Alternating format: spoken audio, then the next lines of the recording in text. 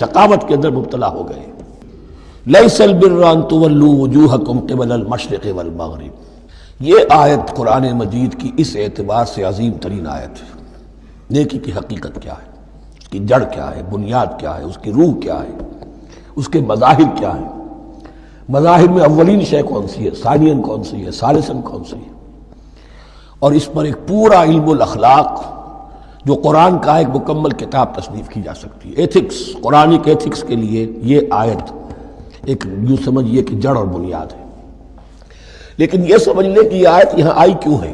پس منظر میں وہی تحویل قبلہ ابھی ہے۔ تحویل قبلہ کے 4 رکوع 15، 16، 17، 18 یہ تو سالڈ ہے۔ اس سے پہلے 14ویں رکوع میں آیت تھی للہ المشرق والمغرب فأینما تولوا فثم وجہ اللہ۔ ادھر بھی پھر اتنی آیتیں چھوڑ کر پھر گئی لیس البر ان تولوا وجوہکم قبل المشرق والمغرب۔ نیکی یہی نہیں ہے کہ تم اپنے چہرے مشرق اور مغرب کی طرف پھیر دو۔ یہ نہیں کہا یہ نیکی نہیں ہے، نیکی یہی نہیں ہے، یہ بھی نیکی ہے۔ جو ظاہر ہوگا نیکی کا وہ بھی نیکی ہے، لیکن اصل سے اس کا باطن ہے۔ باطن صحیح ہے، نیک ہے تو حقیقت میں نیکی نیک ہے، ورنہ نہیں۔ ولیکن البر، بلکہ نیکی تو اس کی ہے۔ اب یہاں سے شروع ہوا جو نیکی کی جڑ ہے، بنیاد ہے۔ من آمن باللہ والیوم الآخر والملائکۃ والکتاب والنبیین، سب سے پہلے ایمان، تاکہ تصحیح نیت ہو جائے۔ یہ جو ایمان لائے اللہ پر، یعنی جو نیکی کر رہا ہے صرف اللہ سے اجر کا طالب ہے، والیوم الآخر، اور قیامت کے دن پر کہ اس کا کوئی اجر دنیا میں نہیں، صرف آخرت میں مطلوب ہے۔ ورنہ آدمی سوداگری کرے، دکانداری کرے، کپڑا بیچے، کچھ اور بیچے، دین تو نہ بیچے۔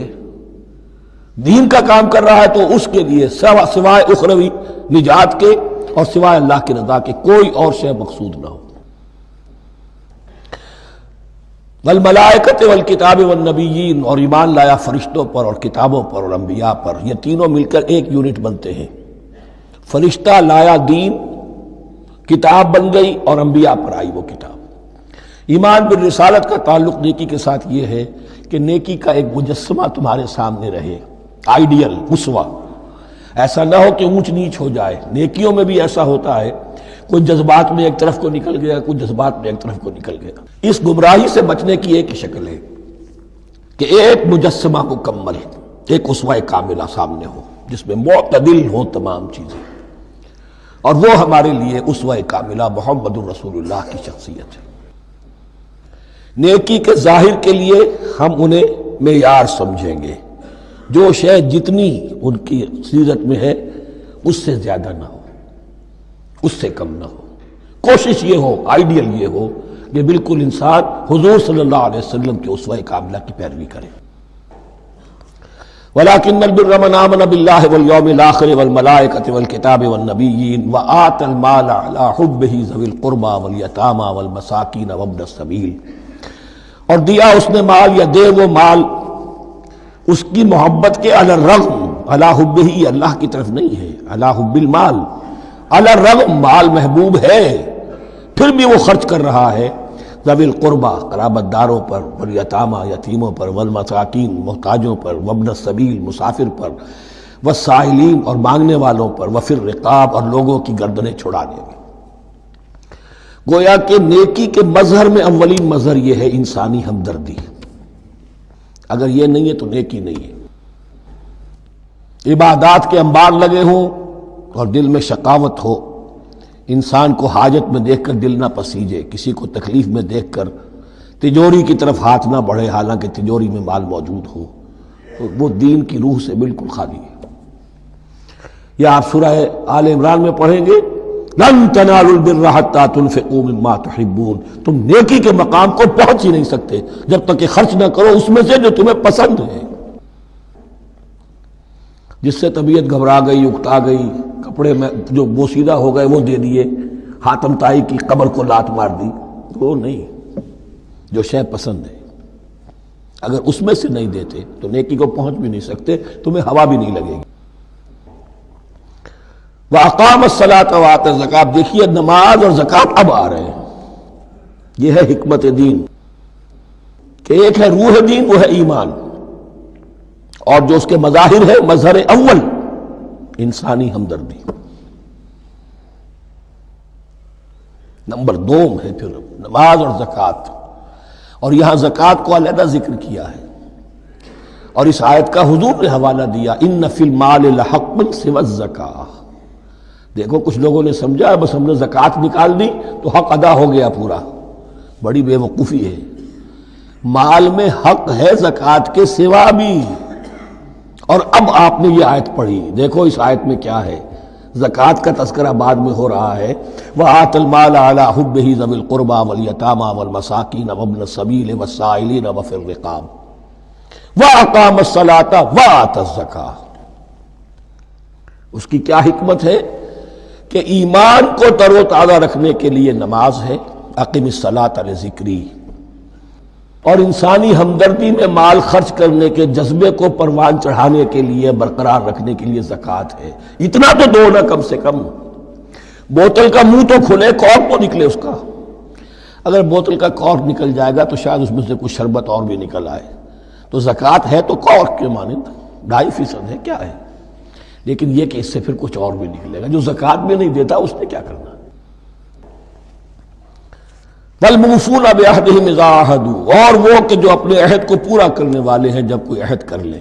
سب سے بڑا عہد اللہ سے کیا، لست بربکم قالوا بلی، پھر عہد شریعت کا ہے کہ جو ہم نے کیا اللہ کے ساتھ، پھر آپس میں جو بھی معاہدے ہو جائیں، اور معاملات انسانی سارے کے سارے معاہدات کی شکل میں، شوہر اور بیوی کا معاملہ بھی ایک معاہدہ ہے، marriage is a social contract, شوہر کی ذمہ داریاں ہیں، اس کے فرائض ہیں، بیوی کی ذمہ داریاں اس کے فرائض ہیں، شوہر کے حقوق ہیں، بیوی کے حقوق ہیں، پھر جو بھی امپلائر امپلائی ریلیشن شپ ہے معاہدہ ہے، کانٹریکٹ ہے، جو ہمارا آپ کا پولیٹیکل سسٹم ہے وہ بھی معاہدوں کے اوپر مبنی ہے، بڑا بزنس جو ہے وہ کانٹریکٹ میں چلتا ہے۔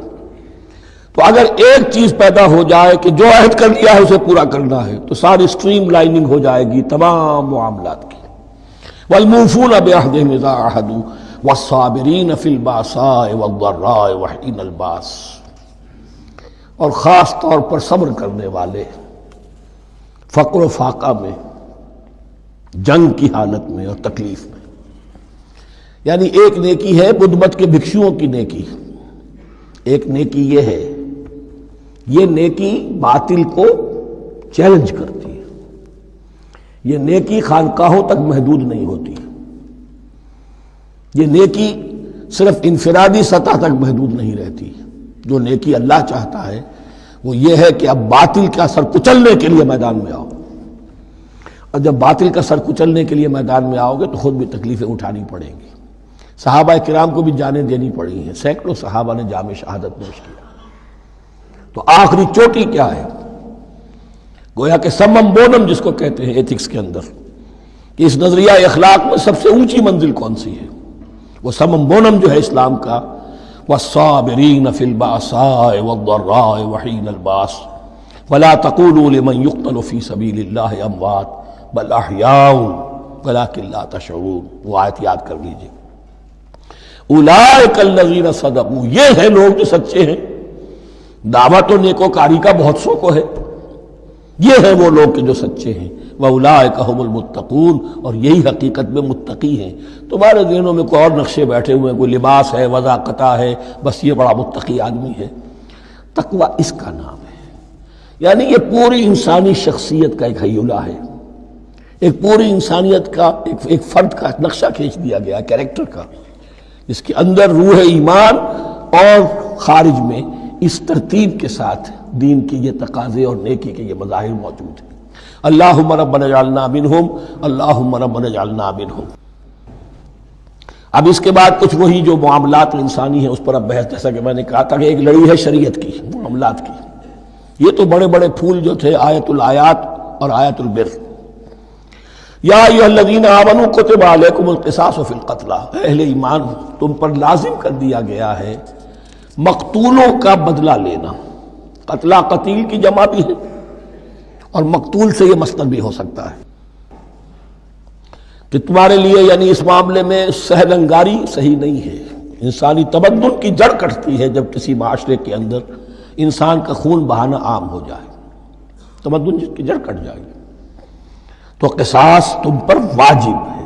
یا ایھا الذین آمنوا کتب علیکم القصاص فی القتلی الحر بالحر والعبد بالعبد والانثی بالانثی۔ ایک آزاد کی جگہ آزاد ہی قتل کیا جائے گا۔ آزاد نے قتل کیا ہے تو ظاہر بات ہے وہ آزاد ہی اس کی جگہ قتل ہوگا۔ یہ نہیں وہ کہے میرا غلام لے جاؤ، میرے 2 غلام لے لو، نہیں۔ والعبد بالعبد، اور عبد کی جگہ عبد ہی ہوگا، جس نے قتل کیا وہی قتل کیا جائے گا۔ والانثی بالانثی، اور اگر قتل کرنے والی عورت ہے تو وہ عورت ہی قتل ہوگی۔ اس میں چونکہ وہاں بہت سے رواج مختلف تھے، بہت سے معیار بھی مختلف تھے۔ اگر اوسی خزرجی کو قتل کر دے تو 1/3 خون بہا، 3 گنا خون بہا، اور خزرجی اوسی کو قتل کرے تو 1/3 خون بہا، یہ ان کا قانون تھا۔ اسی طرح یہ کہ آزاد میں اور غلام میں فرق تھا، لیکن ہماری شریعت میں اگرچہ یہ طویل بڑا مضمون ہے اور اس میں کافی فقہا کے اقوال ہیں مختلف، لیکن امام ابو حنیفہ رحمۃ اللہ علیہ کا قول یہی ہے کہ تمام مسلمان آپس میں کفو ہیں، برابر ہیں، لہذا یہاں کوئی فرق نہیں کیا جائے گا قتل کے مقدمات میں۔ فمن عفی لہ من اخیہ شیء فاتباع بالمعروف واداء الیہ باحسان، پھر جس کو معاف کر دیا جائے کوئی شے اس کے بھائی کی جانب سے، یعنی جو مقتول ہے اس کے ورثاء اگر کہتے صاحب ہم اس کی جان بخشنے کو تیار ہیں، چاہے وہ خون بہا لے لیں یا ویسے ہی معاف کر دیں، تو جو بھی کچھ خون بہا طے ہوا ہو اداء الیہ باحسان فاتباع بالمعروف، تو اس کی پیروی کی جائے معروف طریقے پر اور ادائی کی جائے خوبصورتی کے ساتھ۔ ذالک تخفیف من ربکم ورحمہ، یہ تمہارے رب کی طرف سے تخفیف ہے، آسانی کی ہے اور رحمت ہے، اور اس کی رحمت ہونا بہت واضح ہے۔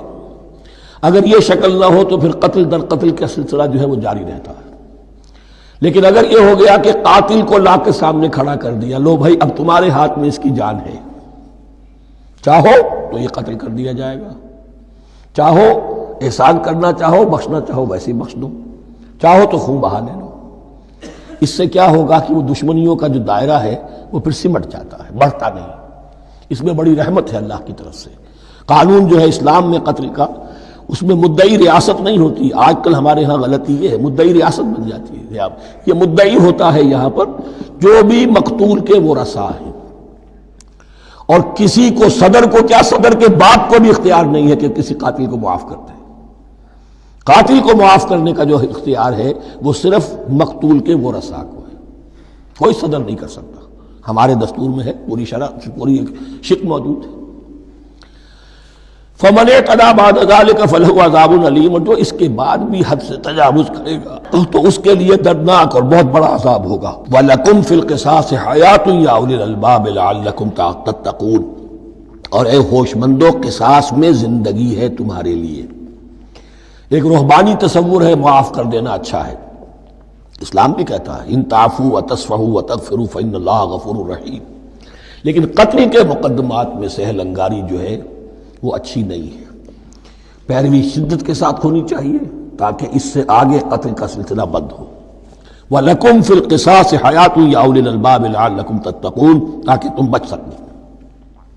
اب کوتب علیکم دوبارہ آ گیا۔ یہ کوتبہ کے لفظ کو سمجھ لیجئے، جہاں بھی کوئی شے فرض کی جائے گی، لازم کی جائے گی، وہ کوتبہ ہے۔ اسی لیے شریعت کے لیے قرآن مجید میں جو لفظ ہے الکتاب، الکتاب اس معنی میں کہ اس میں شریعت خداوندی پوری کی پوری موجود ہے۔ کوتبہ کوتبہ علیکم اذا حضر احدکم الموت ان ترک خیرا الوصیۃ للوالدین والاقربین بالمعروف، تم پر واجب کر دیا گیا، فرض کر دیا گیا، جب تم میں سے کسی کی موت کا وقت آ جائے، اگر وہ کوئی خیر مال چھوڑ رہا ہو، دولت چھوڑ رہا ہو، تو اس کے لیے فرض کر دیا گیا وصیت کرنا اپنے والدین کے حق میں اور رشتہ داروں کے حق میں انصاف کے ساتھ۔ ابھی چونکہ قانون وراثت نازل نہیں ہوا تھا، یہ ابتدائی قدم اٹھایا گیا۔ وہاں ہوتا یہ تھا جو آج بھی ہندوؤں میں ہوتا ہے، جو مر گیا اس کی ساری جائیداد کا مالک جو ہے بڑا بیٹا، چھوٹے بیٹے بھی نہیں، نہ بیٹیاں نہ بیوی، کچھ نہیں، تو سارا کا سارا مال جو ہڑپ کر جاتے تھے، کسی کو کچھ نہیں۔ یہاں یہ کہ اب پہلا ابتدائی حکم دیا گیا، لیکن یہ آیت منسوخ ہو جائے گی سورہ نساء میں جب پورا قانون وراثت آ گیا، تو اب یہ آیت منسوخ شمار ہوتی ہے۔ ناسخ وہ قانون وراثت ہے جو سورہ نساء کے دوسرے رکوع میں آئے گا۔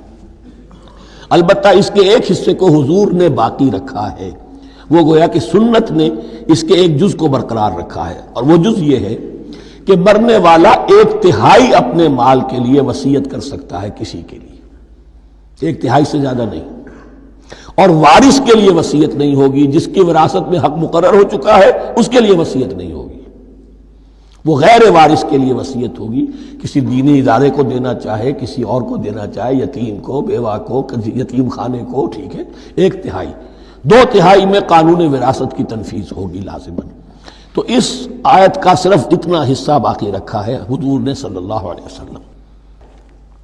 حقاً علی المتقین، یہ اللہ کا تقوی رکھنے والوں پر حق ہے، واجب ہے کہ وہ وصیت کریں کہ ہمارے والدین کو یہ مل جائے، فلاں رشتہ دار کو یہ مل جائے، باقی جو ہے جو بھی ورثاء ہیں لے جائیں۔